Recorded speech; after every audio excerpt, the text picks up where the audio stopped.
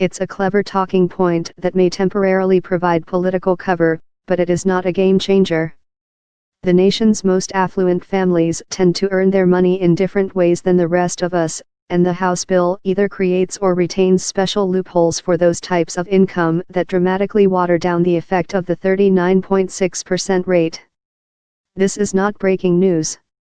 Tax writers are fully aware of this.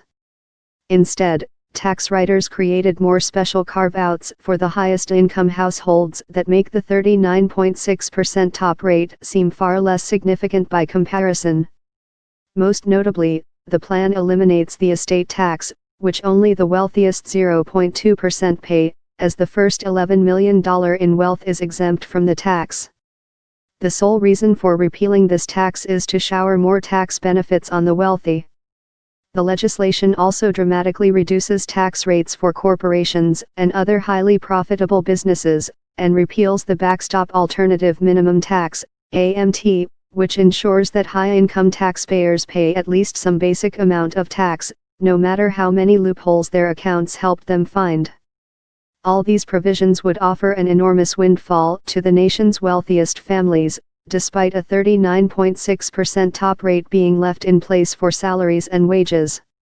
House leadership essentially has chosen to answer public concerns about inequities in our current tax system by making them much worse, but in ways that can be difficult for everyone except tax accountants and analysts to understand.